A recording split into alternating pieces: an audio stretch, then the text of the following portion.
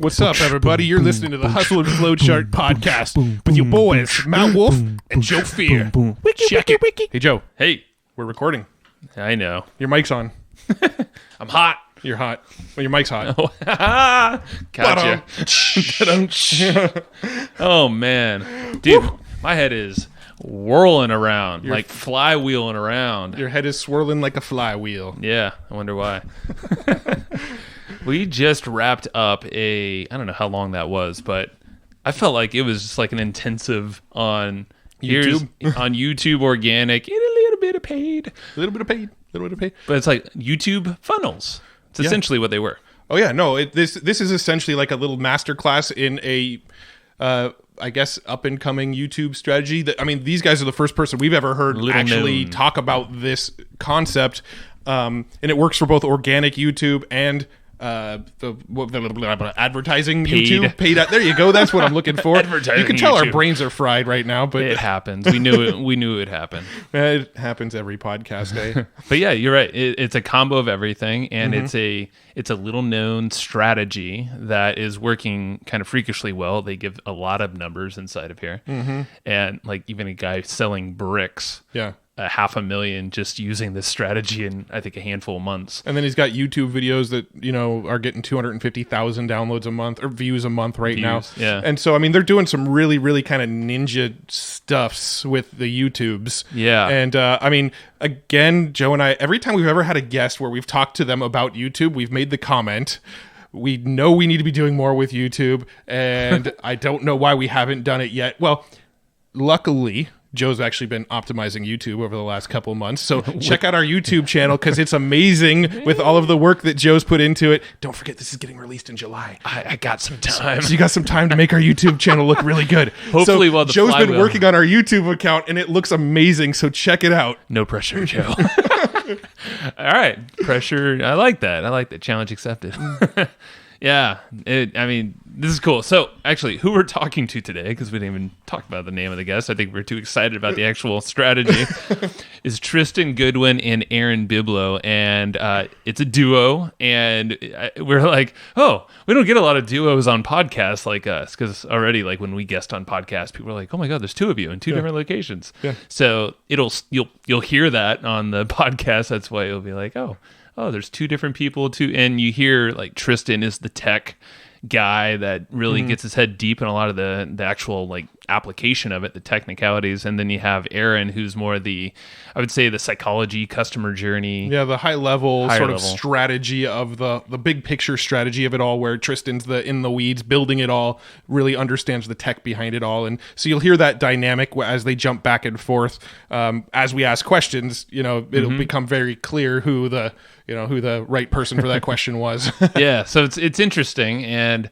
in this whole episode, we definitely get into the weeds on a lot of stuff. And I would say that it's not always in the perfect order either, because we kind of jumped around just because of the nature of what this is. Like, it's called the video flywheel, so it's like a circular thing. Yeah. I'm going to actually try to get Matt to like sketch out his interpretation of it, which he did on the whiteboard. I did, but it's too ugly to share right now. Yeah, well, you have a few months. Okay. You have till July, whatever it is. So, so saying that, of course, we took notes for you because you're going to probably need them. But you'll get the picture listening to this. Definitely the specifics. There's a lot of them, especially Triston when he just like lined out, here are all the optimizations you could do with your stuff right now. And here's all the tools that I recommend. Right. Yeah, you're going to want some notes on those. Yeah. So that's why we took them for you with our writers. And they are free if you act fast. If you go to hustleandflowchart.com/comp, C-O-M-P. Yep. M-P, that is? Yes. C-O-M-P. C-O-M-P. Just that, yes. I thought I said the M a little weird. Oh, okay. So that's where you get the notes. They'll be free for a little bit. If you're too late, then they go into this vault that Matt is working on. We have it in, it's like in my corner over here. Drilling it into the floor there's like guards everywhere. It's crazy. Yeah. They're digital files, so I put them on a USB flash drive, and I put the flash drive in the vault every night. Hey, cryptocurrency could be stolen. It's been stolen stolen from me. That's, yeah. See, so you got to secure that Too stuff soon, down. too soon. It is. Yeah, it's not too soon anymore. It's fine. So get the notes. It's free if you act fast. If you go to hustleandflowchart.com/comp, and we'll do our best to give you the flywheel in action. And actually, totally almost missed this, is Tristan and Aaron's site. They actually made a little offer for us. It's a little freebie. You'll definitely want to get it because it's going to help you as well. It's videoflywheel.io/evergreen. Yes. Linked in the show notes, as always. Yes. So go to hustleandflowchart.com/comp for them notes, and go to videoflywheel.io/evergreen for their cool stuff and goodies and companions and what they're giving away as a companion for this episode. Yeah. So get your free swag, go to those links, and then dive into the episode. Let's go talk to Triston Goodwin and Aaron Biblow of Video Flywheel. Hey, Tristan, Aaron, welcome to the show. Thanks so much for having us. We're excited to be here. Hi. Hey, yeah, you guys are at, I think this might be the first podcast we've had where two guests are at separate locations. No, we had one prior to this. Yes, I don't remember who. I was just thinking, because it's kind of a different format that we're used to. So there's 4 of us on this whole thing. It's pretty cool. We were kind of talking for a long time prior to this about just YouTube and all the potential here, and thought there's like so much overlap from the previous topics we've had on this show about driving traffic, and we're like, we haven't really touched YouTube much personally. Yeah. And Brad Costanzo, mutual buddy of ours, pretty much like nerded out after he hopped off the phone with you guys. He's like, oh my God, they need to be on your show like now. Have them on. Yeah.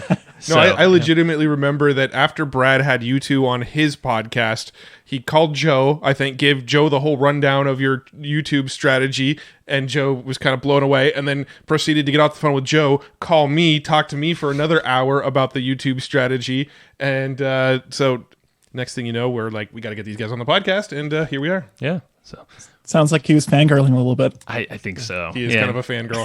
And we'll definitely send him this once it's live. Hey, Brad. So, hey, Brad. Where should we start? I mean, we're already talking prior to this, and it'd be interesting to hear, how do you guys get into this whole, YouTube rabbit hole, it seems like, and you're doing some unique stuff around it. So kind of the origin stories of how you guys got to where you're at now. So I think that Tristan actually has a better origin story for like why we went to YouTube in the first place. Mm-hmm. So I think it's a really good place to start. Tristan, why don't you go ahead with that?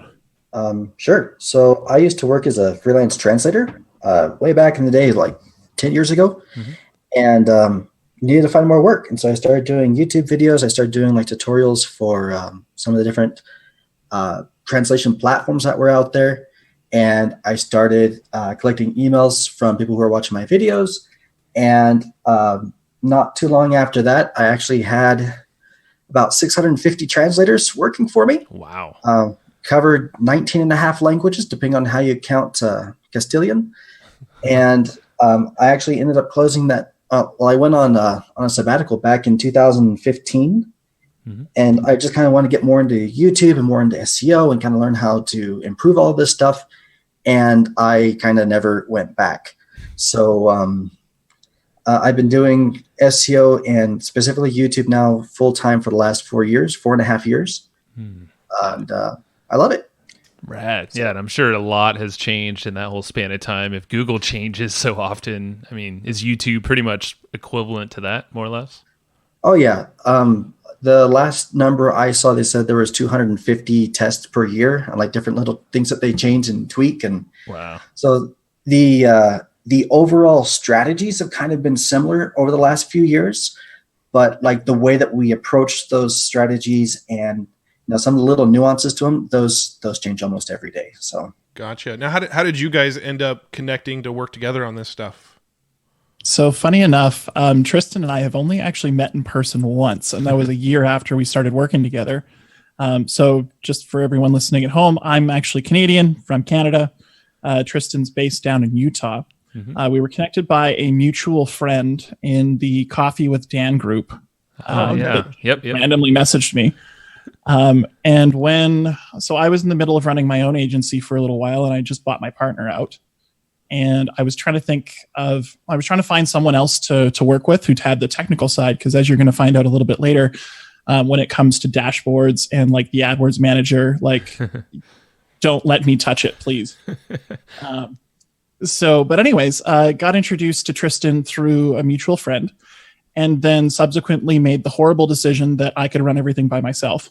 And then pretty much burnt my agency into the ground. So after that was done, then was like, oh, hey, Tristan, you still wanna talk about working together? And luckily, he's a fantastic human being who doesn't hold a grudge and accepted you back. Exactly. Very cool. Yeah, I mean, it seems like it's a good timing for things. YouTube, like we were talking about, it's not. I feel like it's starting to be talked about more so as a place you should be on, for your content and your, just rankings in general for Google and discoverability. And so it's like perfectly timed that you guys are probably diving deep into this together. Oh, for sure. Yeah. So let's start about like just the benefits of YouTube as a whole, like from your guys' perspective, where you see, just kind of everything going in the future. What are the benefits of having a space there as opposed to just not doing anything in video at all, which most people do? Why is YouTube better than not YouTube? Yeah. So something you guys said earlier while we were not recording was that we've been wanting to do YouTube for like 2 or 3 years, but we just never got around to it. Right. Hey, don't call us out. No, I'm just kidding. But that's true. Yeah. It's true. And the thing is that everyone says that. Mm-hmm. And because of that, it's one of the least competitive. Like, YouTube is very competitive, but it's not as it's one of the least saturated places right now, especially for online marketing. And it's just like the cost for acquisition there is just so much lower. Like we're getting, Tristan, what's our record right now? I think there was one of our campaigns has a 99.97% reduction on CPC. Yep. 99.7. Okay, that's pretty good. So I feel like with YouTube, like the big sort of problem that most people have with YouTube is that you've got to go and create video content to go use YouTube. And I feel like that's probably been, quite honestly, mine and Joe's hurdle. We actually make a lot of video content, but we haven't until recently really focused on optimizing it for YouTube. But I think the reason most of the people listening probably aren't as active on YouTube as they could be is just probably that barrier to creating video content and feeling comfortable putting videos out there.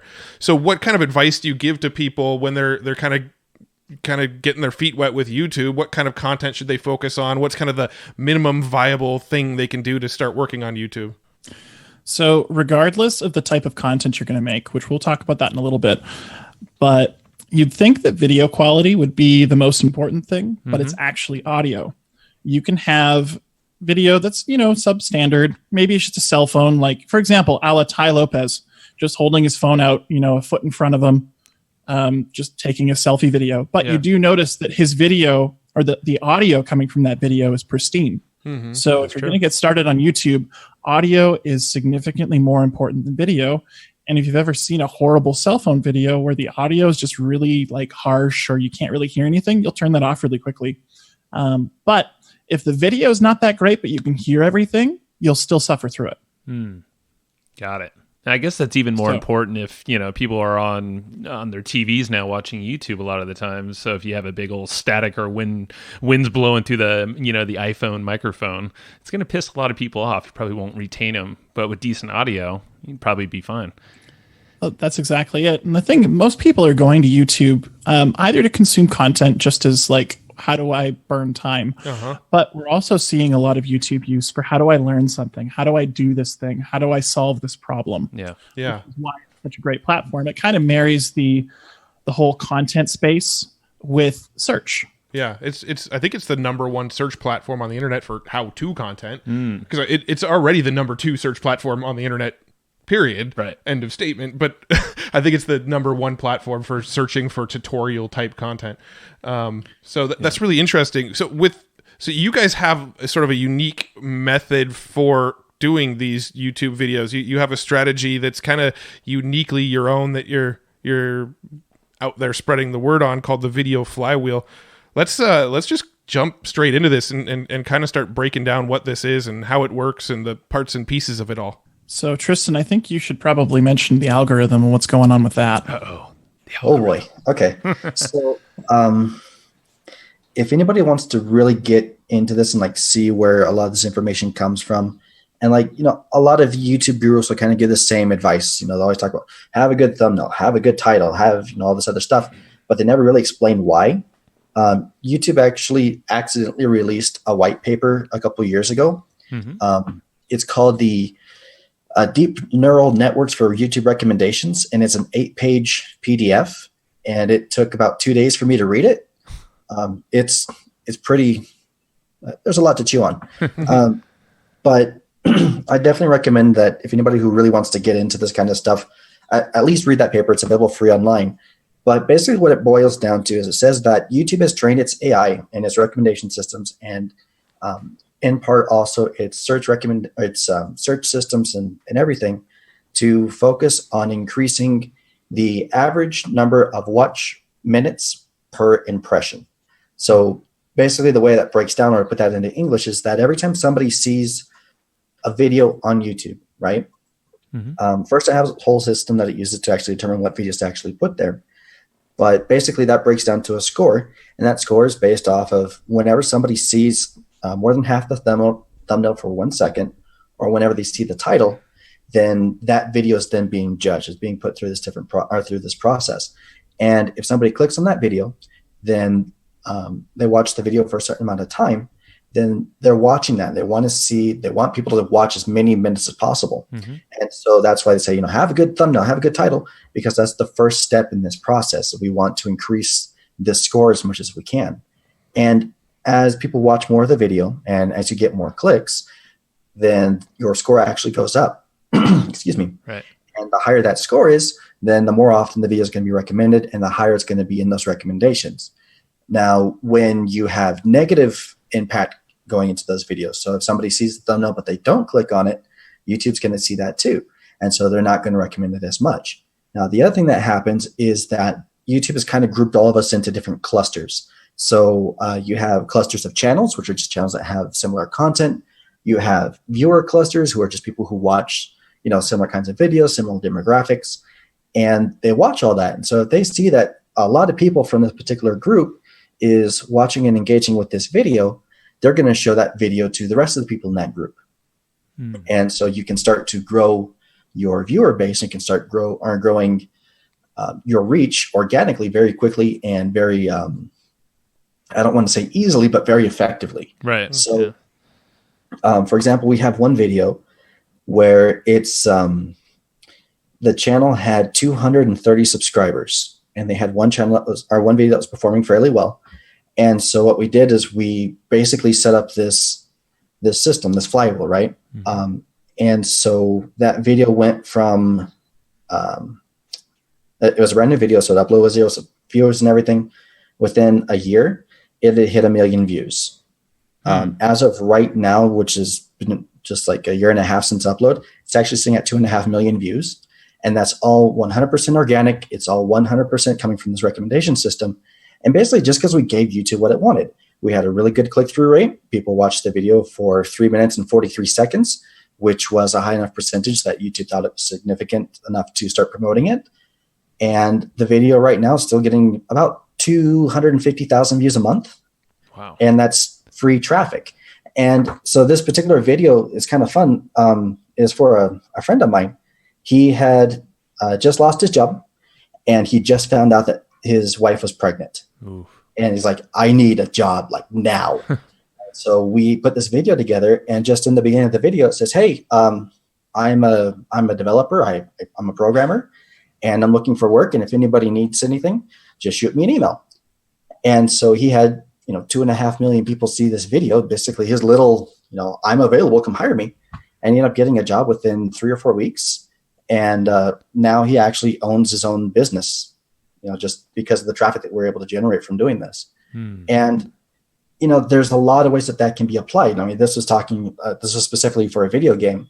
It's a 5-year-old video game anyways, but you can do the same thing for course material. You can do the same thing for pretty much anything that people are interested in watching. There's traffic out there for it. Got it. Cool. Yeah, no, that's interesting. And then it sounds like, or we've kind of looked at some notes and stuff. You have you guys are like probably the most prepared podcast guest ever, which is really cool. But it looks like it's a very strategic way, even with I guess levels of different types of videos you have, like 3 different layers more or less. And the idea, it seems like, is that you're creating content in formats where they're kind of linked together. Which it's like a video funnel. It almost feels like there's kind of a top of funnel, middle of funnel, bottom of funnel, where you're specifically trying to get different videos in front of people based on where they are kind of in that user's life cycle. Yeah, exactly. And, what's really cool about that is it does 2 different things. First is we're actually, moving somebody through a sales funnel, which is great because then they're going to be more likely to give us money. Mm-hmm. But at the same time, we're feeding into that algorithm. We're giving it exactly what it wants. Because now we have somebody who's watching a video and they're watching it all the way through. And then they watch another video. And if there's going to be an ad break between those 2 videos, YouTube makes money. It's like, ooh, we like when this happens. Mm. And then they watch another video and there might be another ad. And so YouTube gets even happier. And so they start promoting that content even more. And, you're giving the robots exactly what they want. And in exchange, they give you more of what you want, which is targeted views. Yeah. Now, does this strategy, does it only work if your YouTube account is ad enabled, or does it matter in YouTube's eyes? It doesn't matter because one of the things that they want most, like I said, is just people being on the platform and seeing stuff. Because they, a lot of times the YouTube ads that we see are going to be like the pre-roll ads or something like that. Mm-hmm. But, you also have display ads. You have ads on the sides of the screen and underneath and then the cards. Right. And so they have lots of ways of making money from a channel, even if it's not monetized, even if it's a brand new channel. Mm-hmm. I mean, like I said, the example with the 2.5 million views, it had 250 subscribers when we started, 230 subscribers. It wasn't monetized. It is now. But, at the time it wasn't. They weren't making any money off of it. Gotcha. Okay. Well, let's break down kind of the elements of this. So I kind of hinted that there's multiple levels of the funnel. Can we break each level down in the funnel and what kind of content needs to go into each section? For sure. So we like to kind of work backwards. Mm-hmm. So the reason for that is because you need to know where you're going in order to, I guess, put the journey together to get there. Yeah. So first thing we do is we start looking at what the offer is. And typically this system that we've rolled out will work for just about any, whether it's, you can do e-com and product-based stuff, but it works really well with services and also with consultants, coaches, and course creators. Anyone that has sort of an underlying system or framework or something like that we can use to educate someone. And then ultimately when you put that framework in front of someone, hopefully they're going to say, hey, I want that for myself. And then giving them the right exit point and the invitation to explore further. Mm-hmm. So we start with the end in mind and that conversion goal. So then we'll create, we'll figure out exactly what offer it is we're going to promote. And the nice thing about this is that since it's a sales funnel in itself, we're actually using this right now. Our record for the client that has the highest or the most expensive offer, we're using the Flywheel right now to promote a $10,000 offer. Wow. Straight from YouTube. So no tripwire, no upsell, no get on my list and then do this other thing. It's just like book a call, pay $10,000. Jeez, that's impressive. Okay. So, and the reason we're doing that is that we've built up enough familiarity that you feel like you know the person by the time you get to that phone call with them at the end.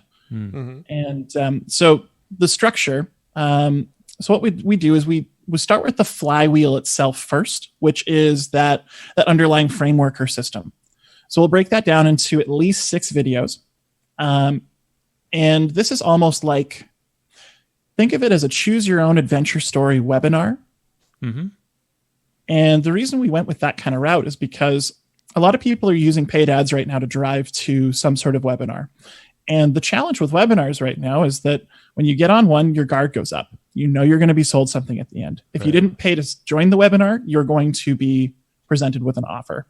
So that was the first challenge. The second challenge is that I just don't have time to watch a 1 or 2 or 3 hour webinar. Mm-hmm. And then you also have the scheduling issues and all that sort of stuff. So getting people to consume that kind of content is challenging. Mm-hmm.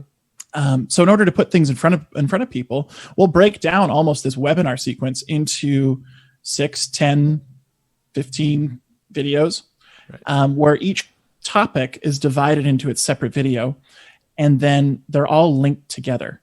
So each video will start off with, hey, you just came from this other video where we talked about this. In this video, we're going to teach you how to do this, which builds on that last concept. Then you have your content. And at the very end, it says, okay, perfect. We just learned this in this video. And the next video, we're going to take that to 10x and make sure you click that right here. So it's kind of putting that hook in on both ends, and we generate this momentum. And that's where the name of the video Flywheel comes from.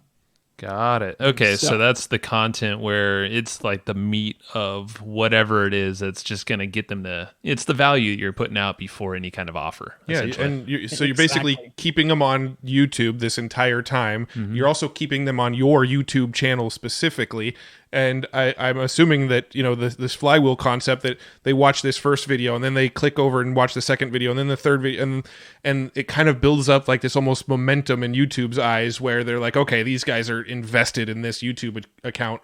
Let's show these people more of these people's YouTube's videos. Exactly. I think I'm kind of jumping ahead and guessing where you're going, but go for it. Yeah, that's entirely it.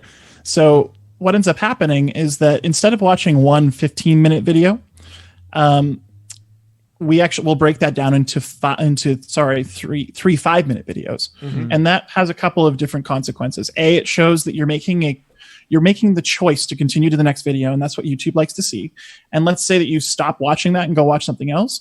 YouTube liked what was happening while you were on our channel, so it's still going to push you those videos on the home screen and on recommended videos on the sidebar, because it wants to keep getting that session time. So we can get that even without a subscription or any sort of interaction. Gotcha. So that's the first thing. But then from a buying perspective, so this might be a controversial topic. If anyone on the channel is familiar with a book called The Game by Neil Strauss, it's kind of a deep dive into the world of pickup artistry. Yep. Yeah, familiar with it. Yeah. Perfect. So they talk about this concept of micro dates, and they say that a guy will be more successful if they take a girl to 3 separate spots on the same date and have 3 micro dates, as opposed to just spending all of that time at one spot. And it makes it seem like you've known the person longer, you've spent more time with them, and it creates more memories. So it's the same. We use the same sort of thing on YouTube, where you're getting these almost micro exposures, and every time you click to the next video, you're building that yes ladder, as opposed to just sitting through 15, 20 minutes, an hour worth of content. Right. That makes sense. It's multiple touch points, different locations, maybe different topics for sure. Would you suggest, and I don't want to dive super deep into like formats, but like, would you suggest a client or someone doing this to record like at one time, like one day, all their content? Or would you suggest like different environments, different locations to kind of piggyback on what you just referenced there? In a perfect world, you can, so honestly, it just more so matters that the content's there. In a perfect world, having some things change can definitely help build that extra novelty. That being said, I would never have a client delay their shooting just to go to multiple locations. Yeah, so you could just batch record if you really wanted to, which was ideal. Yeah. Now, is there any reason somebody couldn't actually just take a webinar that they're already using and split that up into find some logical stopping points, but split that up into 5 or 6 videos and spread it across YouTube? So that's actually one of the first questions we ask when we start working with someone. Do you have a webinar for your service? I want to see that first, because typically we're able to build the flywheel out of the webinar, especially if that webinar was already converting. Why recreate new content if it was already generating sales? We're just going to throw some gas on the fire. Right. Gotcha. So we can definitely, but the thing is that the typical webinar, especially if there's slides and stuff like that, doesn't work on YouTube. So it's the same information, just in a different consumable format. Right. You would have to probably put a talking head or different scenes, imagery, maybe some words on screen instead of just straight up slides. Yeah. Exactly. Okay. But that's cool, because if the content's made, especially if it's converting and there's a gap in the market on YouTube, well, pretty good opportunity. Yeah. So, okay. So that's the middle section you said, right? The 6-video flywheel. Okay. So where do you go after that section? So after we do that, we figure out strategic endpoints, what we want to do is we want to drive traffic to the offer. However, something that Triston may go into a little bit later is that YouTube doesn't like it when you don't stay on the platform. So if there's a video that directs someone to leave YouTube, that video will be penalized. However, that is a local video. That's a local penalty just to the video. So what we've done is we've created this concept of the sacrificial exit video. So we isolate that penalty. Mm-hmm. Well, I was just curious. So in the flywheel middle section, or just to clarify the link outs, does that mean the hyperlinks in the description, or is it any kind of call outs that you're doing, or everything above? Literally anything that will direct someone off of platform. Got it. So that's probably the first thing. You just like remove all call to actions off of YouTube. So even if it's like an audio call to action and you just say it audibly on the podcast, go to this site, is because people are watching that video and then leaving YouTube. I would imagine even just a audible call to action could still penalize you, right? Correct. Anything that doesn't have them view another video and stay on platform. Gotcha. Got it. Okay, cool. See, that's where we screw up in our current strategy, but that's okay. All right, cool. And just wanted to clarify that. Believe it or not, big YouTube people are still doing that. Some of the Triston, I'm sure I guess we don't want to name any names, no. But there are some big guys in the industry who have YouTube channels teaching people how to optimize for YouTube. And then every second video, they're sending someone back to their website. That being said, they do have a large captive audience already. And if you're subscribed, YouTube is still going to show you their content. Yes. But YouTube's not going to go out of their way to show you someone else's to show someone else that doesn't know about. Yeah, exactly. It's going to kill your discoverability. That makes sense. Okay. All right. So what's this sort of sacrificial, isolated video that you're talking about? So in the actual flywheel video where it makes sense to introduce someone, or rather invite someone to work with you, we'll say, hey, if you want to learn more about how we can work together, how you can implement the thing that we just talked about in this video in your own business, click this video here and we can talk a little bit more about that. And then there's a hard link, usually in a card, that will go to our sacrificial exit video. And then on that video, then we have the actual offer, a quick description of what's going on, what you're going to see on the next page, and then a link out to that offer. Now, because they're leaving YouTube from that video will get penalized, but the actual flywheel itself remains intact. Got it. And so can you make multiple different flywheels and just kind of all have them all feed to that final video? Is that kind of the idea? So best strategy, you actually want to have a separate exit video for each exit, just because you don't want there to be a jarring disconnect between where they just came from and then the offer. Right. So usually I'll coach a client to say, hey, so you just saw this video and you probably want to know how to use that in your own business. What we can do is book this call. On it, we'll go through all of these things. And then at the end, if things are a fit, we can talk about working together more or something like that. Mm-hmm. Okay. But making sure to connect the exit video to the flywheel video that they just came from. Gotcha. Because it's going to have a higher conversion rate. Right. Gotcha. It's a customer journey thing. Okay. Exactly. Okay. So then what about the third piece about the entering into this thing initially? So I think that's definitely a Triston thing, because he is the guru on. Actually, some of the stuff that Triston ranks for is absolutely nuts. Yeah, I'm curious about this. This is the only strategy that I think we've been focused on. It's just try to be discovered on YouTube for these keywords. Yeah. But other than that, it's what our strategy has been push them to our website after. I don't even know if we've ever linked two videos between each other ever. I am currently, because vidIQ, little tool I was using, was saying throw some cards up there. Oh, gotcha. So that's the only reason why. But you guys tell us how we really should be doing this. All right. So, I guess we're really just talking about YouTube SEO. Yeah. And that's, I think, the secret to it. And it's not a fun secret. It's not a sexy secret. It's not one of those things where I go, oh, yeah, I just need to go buy this tool. It's doing really good keyword research and doing really good competition analysis and just looking to see what your audience is looking for, like what are those top level questions, and making good quality content that answers those questions, and then optimizing the videos that way it actually shows up. Now, it's really similar to what we're talking about with the recommendation systems. So, when you have a higher click-through rate, when we have a higher watch time, then we're able to rank a little bit higher. And, there are black hat ways to go in and to manipulate these things, but, at the end of the day, you don't get paid from, bot traffic, so it's not really worth it. The other cool thing is when we're talking about the recommendation systems, we can actually target specific videos that we want to be recommended on. And again, using like vidIQ is a really, really great tool for that, because then you can see, when you search for a keyword, you can see what all the most common keywords are. You can see how often they're using specific keywords in their titles and their descriptions. And you can then go through and kind of tweak your own video so that way it will show up as a recommendation on those other videos. And basically I don't want to say that you're stealing traffic, but you're definitely borrowing traffic from other videos that are already performing well in your category and that have the same audience that you're trying to reach. So that's really cool. And like I said, that's one of the things that a lot of people just don't do. Like they don't want to do it.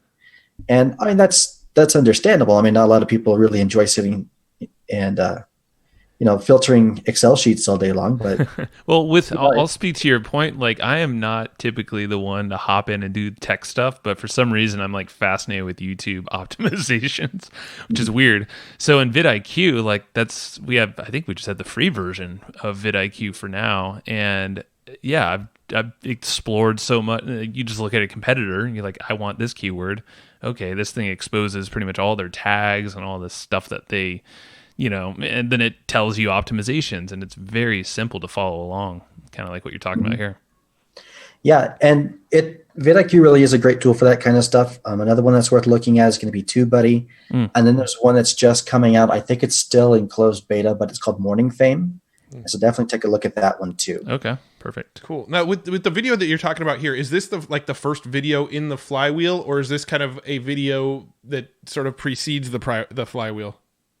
So this is more of what we call an intro video. And the purpose of it is to bridge the gap between someone's existing Flywheel and a different entry point on YouTube. So whether that's a search that someone's done. So for example, for one of our clients, they actually work with coaches as well. And their system is how to present your high ticket offer and actually close sales from it, as opposed to not having a successful course launch. And one of the things that we're going to be making a video on with them is, does my course cost too much? And that's a search term that we've seen some traffic for. So making the video for that search term and then linking that to the pricing video in your Flywheel. Got it. So you're looking for super common search terms at the very top. Exactly. Yeah. It's our job to kind of get inside of their client's mind and then figure out how they're going to interpret their problems into what they're going to type in the YouTube search bar. Gotcha. Now with these entrance videos, do these all have their own flywheels attached, or can you have multiple entrance videos feeding a single flywheel? So if you have that one core service, you're probably only going to have the one flywheel for it. So what we want to do is target all sorts of different potential problems that the customer's client will have, and then direct them to the specific video in the flywheel that will help solve their problem the best. And then the nice thing is that because it's in a flywheel, they come into a video where they say, in the previous video, we talked about this. So they know that they're contextually inside of a video sequence, and we give them the option to go either backwards or forwards. And think of it as kind of like one of those hop on, hop off bus tours. You get on where you need to, and you get off when you decide you want to work with them. Got it. But it's all structured in a big circle so that someone that comes in near the end doesn't just reach the last stop and then they say, ride's over, bye. Right. Gotcha. Okay. Gotcha. Okay, so that makes sense. So the flywheel is kind of this continuous thing that just is always going, but with the exit points, that will point to these exit videos. And yeah, the entrants are just pointing to, I guess, anything relevant from there. So So just into the flywheel, and then once they're on the flywheel, eventually, nice. Every four videos or so, say, hey, if you want to learn more about how to work together, we can do that. Cool. So I'm going to try to recap this in my own words, and you can tell me where I'm wrong, or if I'm getting the whole picture. So I'm going to start from kind of the top of the funnel. I know the way we explained it was you kind of build it from the bottom of the funnel and then work backwards. But just for my own mental trying to process it, I'm going to start from the top of the funnel. So basically you're trying to SEO commonly searched videos on YouTube that are in your niche, and you're making some videos that would be great relevant videos for these search terms. And then when people watch those videos, you're telling them to watch the next video, which then pushes them into a flywheel, which is a sequence of 5 or 6 videos. And then these flywheel of videos, there's actually an exit point video that you can link to from these flywheel videos, and the exit point video is where you make your call to action to eventually go buy something. Correct. Gotcha. I think I got it all, but I know I left out a lot of nuances, but I'm just trying to get the big picture here. That was good. For sure. And that's like, on the topic of entry videos, that's only one of the types of entry videos. The other types, we want to try and get recommended traffic, so we'll try and target other influencers in the same industry that are maybe making videos and getting a lot of traffic to our video that already exists and piggyback off of it. And then we'll also run ads as well, just because the ad costs on YouTube are so ridiculously cheap. So I was going to ask about that, because I know that's not like the crux of what the magic of this thing is, 'cause it's organic traffic. But how do you use advertising for this? Well, it's pretty darn cool. There's one main drawback that they have to keep in mind when you're using paid advertising on YouTube, and that's that YouTube is in the game to make more money. Right. And so if they see that you're buying ads, then they'll actually reduce your recommended reach. It lasts 3 or 4 weeks before your reach will go back to normal, but you will see a dip in views once you've done ads. So just to kind of let everybody know, if you see this happen, this is what's happening. It's not a big deal, and it will go back to normal. Got it. Temporary. Okay. Yeah. But like what we really like to do is we'll send traffic to like those top level videos, right? And then kind of just organically feed people, or I guess it's not really organically, but feed people into these funnels using YouTube's paid traffic. We'll spend, a penny per view, and the views 30 seconds or an engagement, or 50% of the video, whichever comes first. And we're able to just send people into these things all day long. Just to kind of give you guys an idea, an example of one of our clients, we sell bricks. And like, you wouldn't think you'd sell a lot of bricks on YouTube, but so far this year, May 16th, sold $550,000 worth of bricks. Bricks meaning like building, like what you bricks? Build a house out of. Wow. Yeah. Okay, those not like bricks of cocaine that are probably. No, just kidding. I'm like, those that's are a easier to sell. Yeah. No, but that's amazing. We can't run ads for those. What? But like, it actually got to the point where the client called and said, "Hey, we need you to stop running this. We need you to stop sending traffic into this, because we are $350,000 backed up. Jeez. Like, we need to get these other projects out before we can send out anymore." And what we're doing is we have ads targeting designers, construction companies, architects, and then we have, let's just basically talk about, some different design ideas or applications for a specific type of brick. It's a very specific kind of brick. And then we have, with the next video in that sequence would say, hey, if you want to learn more about the ecological benefits of this particular brick because it's an eco-friendly brick, then check out this next video. Or what the other cool thing that we can do is you can actually set up a custom audience in AdWords based off of people who have watched videos on your YouTube channel. So you can do all your retargeting stuff. Right. And what's really cool about that is retargeting ads are a lot cheaper than just your standard, cost per click, PPC campaigns. And so we're able to then retarget that exact same audience, show them the next video in that sequence, and then again, just kind of push them down this funnel. But we're doing it, instead of using organic traffic, we can do it with paid traffic. And the results from that have still been really, really positive. I still prefer organic just because it's long-term, it lasts forever, and it's free. Right. But, for the actual costs and for just getting something out and quick and testing, like how well people respond to videos, how well a funnel performs, you can do a quick campaign like this, 3 or 4 videos, and then see how it performs. And that's kind of what we did, like I said, with the bricks. And we're talking about a little over $500,000 worth of bricks sold in 5 months. Wow. That's amazing. With 2 months of a break. So 3 months. Jeez. No, that's super impressive. Now, just to clarify, I think you mentioned it, but I may have missed it. These are pre-roll ads, right? These are the ones that run right at the beginning of other people's videos? You can do that. And those are okay. My preferred is search placement. So you can show up at the top of a search. You can show up as a recommendation. And the difference between the two is that with the pre-roll, I mean, you're kind of interrupting the person's, whatever it is that they're watching on YouTube. Mm-hmm. Whereas with a search placement, then it's something that they're actively looking for, and they decide to click on that video and they decide to watch it. And so the engagements tend to be a lot higher.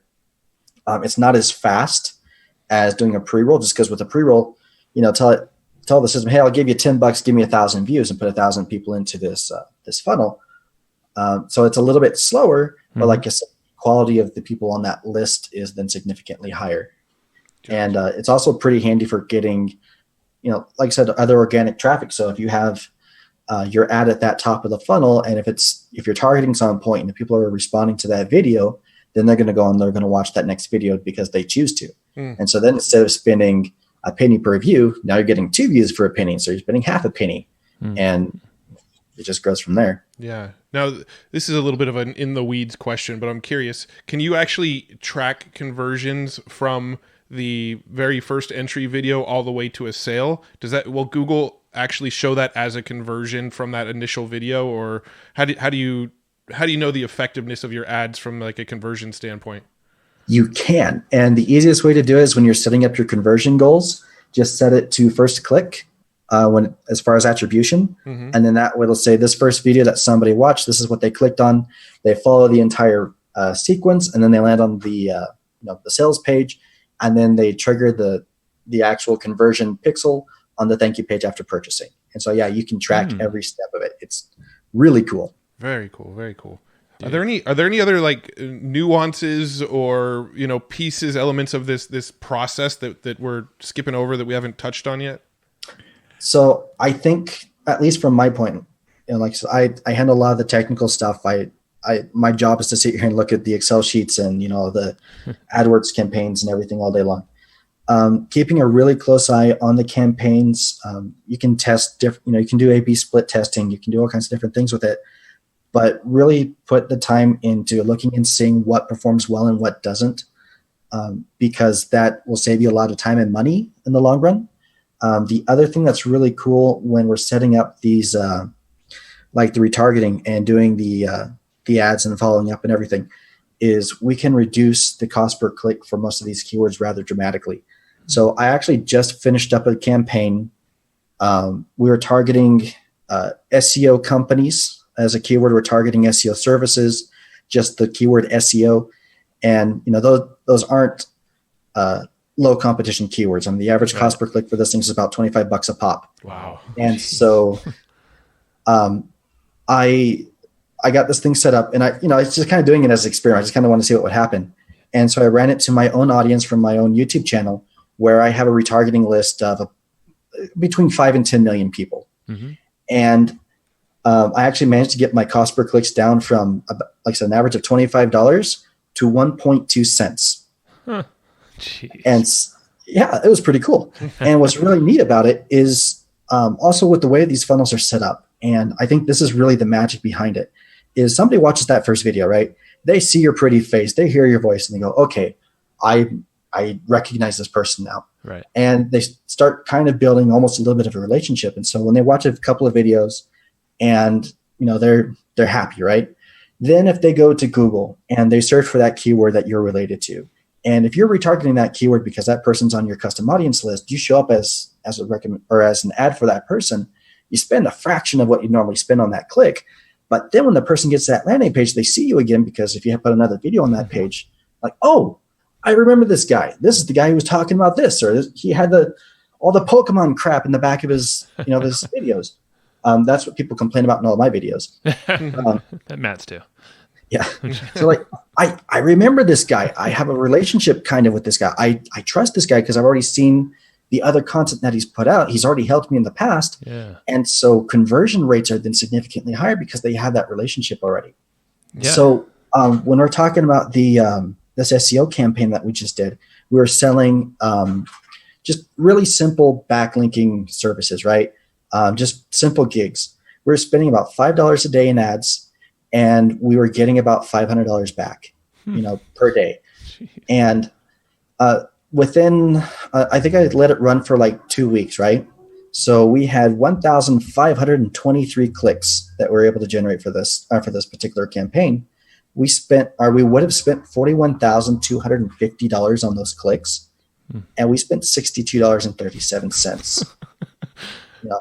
And like when you can reduce your cost per acquisition and that dramatically, it makes it significantly easier to compete in pretty much any other field that you could possibly imagine, any other category. So you can do this kind of stuff for e-commerce. You can do this kind of stuff for services. You can do it for all kinds of really neat stuff. Yeah. And, you don't have to have a huge channel. It's just a question of putting the content together in a way that's going to talk, or speak to the needs of the person who's watching the video, setting up the videos in a way that it helps the person move through that process until they're ready to actually buy, and then being there when they're ready to make the purchase. So at least from my point, I think those are kind of the two biggest things is taking advantage of the retargeting lists, and then also taking the advantage of the benefit that you have by looking at and speaking to your potential client, in video. Right. And, like Aaron did mention at the beginning, it doesn't have to be a super fancy video. I mean, some of my best performing videos were 3-minute live streams where I'm in my pajamas. And,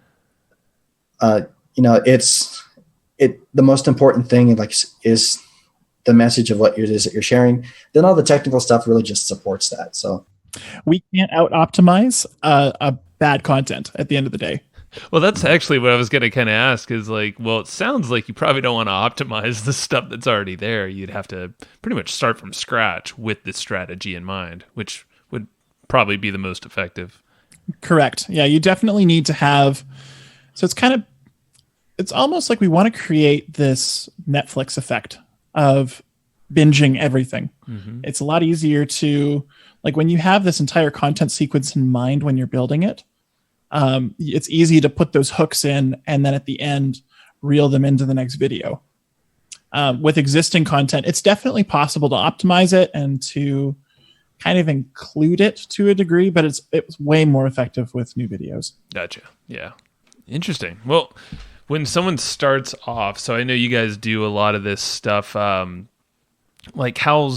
the best next step for someone to try this? Is it to the video format, is it to get that down in kind of a script flow? Do you have kind of a go-to framework for that people can kind of have in mind when trying to do this? So I think we actually have a best practices document that we put together. Nice. We can include that for you guys on a landing page somewhere. Okay. Yeah. And would that be I know we were talking about a link for the show. Yep. You'll be able to find that document along with some other goodies that we're putting together for your audience specifically, just as a thanks for having us on here. Cool. So you can find that at videoflywheel.io/evergreen. Awesome. Yeah. And we'll link that in the show notes, and hopefully maybe Matt can draw out what his flywheel looks like. I was actually trying to, as Matt was describing it, I was actually trying to draw. I was like, visually, this would be kind of interesting to see how it's all meshed together. I'm sure you guys have something like that, maybe internally. Yep. Cool. Matt, anything to wrap this thing up here? No, I mean, we're kind of at the top of the hour here. If you guys had any other cool, I know before we hit record, you guys were talking about some other case studies. I know you talked about the brick company that you're a few minutes ago. Was there any other kind of cool case studies that you can share of people who have implemented this really effectively, or clients that you've implemented this really effectively for? So I guess we can definitely chat about, so one of our clients, he heard Brad's podcast and was like, holy crap, how do I get this for myself? But maybe, is there a way for me to test this on a smaller scale? And we do have a smaller offering just to kind of get someone started and get their feet wet. He, upon launching that sequence, he actually broke even on his investment with us within 24 hours. And that was only on his, because he wanted to have a tripwire sale it was a challenge. Actually, it was going to be, he's a coach and he wanted to take some people through a morning routine challenge. And on signups for the challenge, it was a $20 sign up. He broke even. Wow. And that's not including any upsell on the back end. So he came and he's like, hey, I want a revenue neutral funnel. Currently he's got like 489% return on ad spend for that. A little better than neutral. Exactly. Wow. And that was all organic traffic, or is that a combo of some ads in there too? That was specifically ads only. Ads only. Okay. Interesting. So that's pretty cool. I guess that makes sense. If you can get it back in 24 hours, it's like, all right, let's test this thing fast. Exactly. And that's kind of one of the benefits of paid strategy is that right. You can turn it on and get immediate feedback now. That being said, it's kind of that, like from the SEO world, I'm sure you guys have heard this before with the owning the keyword versus renting it, right? Sure. So, yeah. But always renting is a significantly lower investment than owning it. And it's always good to test things before you start building everything out. Gotcha. Yeah. Now, when it comes to organic, like changes on there, are there any big, I guess, any like key things if we're just optimizing videos as a whole? And this goes back to kind of like that top level. I'm just thinking, like, what are the key elements of a YouTube video that you should optimize? Like, I know there's a ton of options, like these tools like vidIQ will tell you. But like some best practices, just as like a very easy, quick thing that people can try out. Maybe some like quick wins that somebody can get on a YouTube video or two. Right. First thing I would recommend very highly is that you optimize your channel. That's one of the things that's often neglected. That just kind of helps tell Google and YouTube overall what the channel is actually about. Okay. And it gives you a little bit more authority for the specific categories that you're trying to rank in. The next thing would be to optimize your title and your descriptions. So a lot of people forget their descriptions, and they fill it with just tons of like social media links. Like I got one channel that I work with, and their entire description was just 27 links to different social media platforms. Nice. And so when we're talking about it's called a drop-off penalty. When somebody actually leaves YouTube, there's just drop-off penalty everywhere. So that'd be something else. Thumbnails. Definitely spend a lot of time working on your thumbnails, like we're talking about, with the click-through rate being so important. Then you can't underestimate the importance of a good thumbnail and your titles. When it comes to actually getting your keywords in there, make sure you are using the keywords in the titles. Make sure you're using them within the first like 200 words or characters of your description. The other thing that a lot of people don't like doing just because it's boring is closed captioning for the videos, because Google will listen to all that and they'll create an automatic closed caption for the video, but usually it's always wrong. Yeah. And so probably the easiest way to do that is either to go in and edit the auto-generated closed captions, or you can send it off to another company. There's one called Rev. I think it's rev.com, R-E-V. And I think it's like $2 a minute or something like that. So it's really, really affordable, and they'll give you back everything that you need. And then the other big thing is your playlists, because a playlist is just another way to optimize and group content. So you can add your same titles, your keywords to your playlist. You can add a keyword to the playlist description, and then you can literally go in and manually link your video to other videos in the same category that are ranking for the keywords, and you can get the playlist to rank for the keyword. Wow. So I've even seen it doesn't happen a lot, but it does happen. You can actually even get a playlist to rank in Google search. Like, it doesn't happen a lot, but it does happen. Wow. And so those would probably be the main things. And then the other thing is, don't forget that YouTube videos can rank in Google. And so again, you've got a thumbnail. Make sure the thumbnail is visually attractive. Keep in mind it's going to be tiny on the user's screen. So a lot of times the designers make these really beautiful and intricate thumbnails, but when it's 1.5 inches wide on the person's screen, it doesn't really work as well. True. So yep. Simple, clean, and remember that's going to be showing up everywhere. And again, the more clicks that video can get, the higher it's going to rank, and the more people are going to see it organically. So Very cool. Now, speaking of tools, we mentioned a few tools throughout this episode. I know you talked about vidIQ and we threw some other ones around. And you just mentioned rev.com. So we've talked about a lot of tools. Are there any other tools that are in your sort of marketing tool stack? They don't necessarily have to be for YouTube, but with the stuff you guys are doing, in the advertising, YouTube, SEO kind of world, are there any other tools that you guys really kind of live by? So I spend a lot of time in Ahrefs, ahrefs.com. Mm-hmm. It does everything. It's very, very good for your normal website SEO, but for like keyword research and for, again, checking to see like if another video is getting backlinks from anywhere, so it ranks higher in Google. You can kind of check all that stuff. Trying to think if there's anything else. For just keyword ideas, then one of my favorite combinations is a Chrome plugin called Keywords Everywhere. And then there's a website. It's I always feel kind of weird saying this, especially on podcasts. It's keywordshitter.com. I like it. And it's awesome. So you give it like one keyword idea, and then it will just go through and give you every possible variation or keyword combination that it can find. And then with the Keywords Everywhere plugin will actually tell you how many searches there are for each of those keywords. And so it's just a really fast and easy way to get a list, and then you can go through that list and kind of check everything.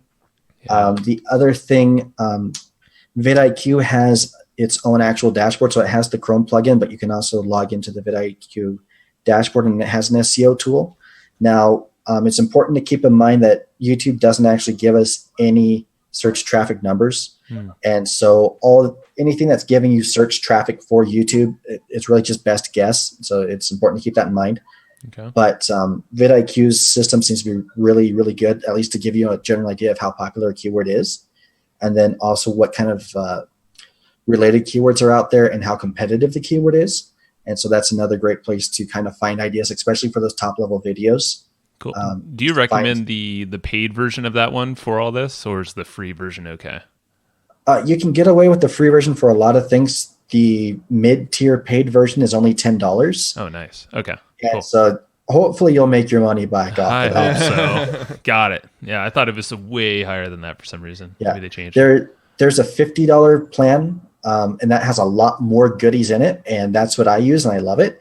But you can use the $10 one for pretty much everything. Cool. Really, the big difference is the $50 one has some extra stuff built into it, and it's really designed more for the agency side of things, whereas the mid-tier one is for the serious individual or for the smaller agency type stuff. Cool. Got it. Cool. All right.